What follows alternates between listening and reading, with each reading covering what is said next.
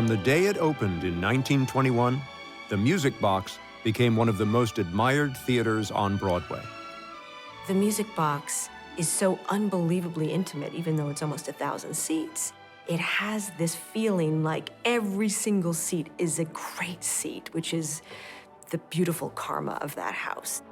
In 1919, producer Sam Harris told his friend Irving Berlin that if he wrote a musical review, Harris would find a theater for it. Instead, they built a theater together, the Music Box.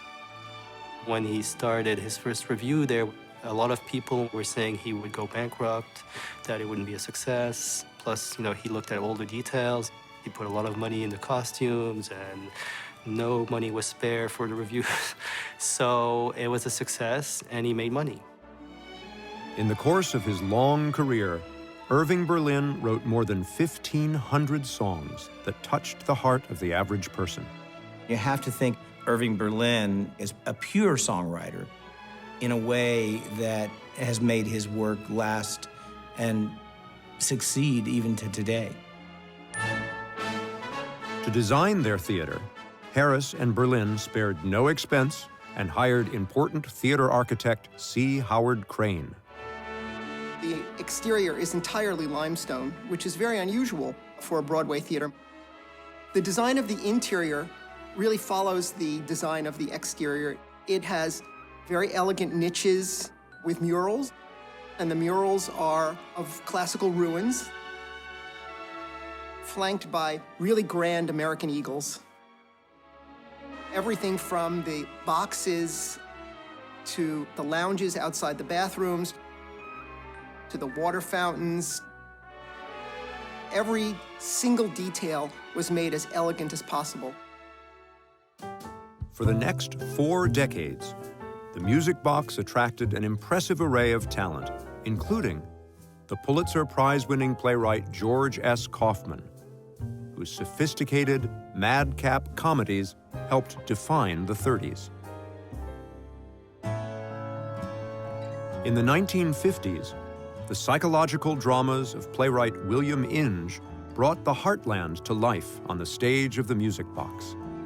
If the 1930s were all about George S. Kaufman at the Music Box, the 1950s were largely about William Inge. 2 decades later, in 1978, a young Victor Garber starred in a different kind of drama called Death Trap. The Music Box was a big transition in my life because it was my first real Broadway theater. And it was a life-changing experience for me because it was a big Broadway show. By the 1980s, the Music Box had become an established playhouse, home to serious drama, including the 2007 Tony Award-winning August Osage County, a powerful drama about family dysfunction and addiction. You're a drug addict. That is the truth. That's what I'm getting at. In 2013, a revival of the 1970s hit musical Pippin came to the theater, directed by Diane Paulus. We looked at several theaters, but it was no question the Music Box was our first choice. Pippin is a very visceral show, and I wanted to be in a theater where the audience would feel that. They would feel that they're part of this circus.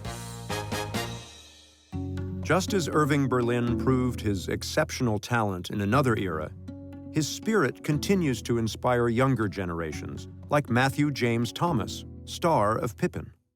It's really funny because Irving he actually kept a doorman at the theater so he could come and play the piano whenever he wanted. And so I like sometimes to go and play the piano that's in the pit, and did feel like a kind of energy surrounding me and the music. It's a very surreal experience. With its unique beauty and history, the Music Box remains a beacon for extraordinary talent. Broadway will be a vital, expressive hotbed of artistic expression as long as it keeps that vibrant, exciting work as part of its landscape.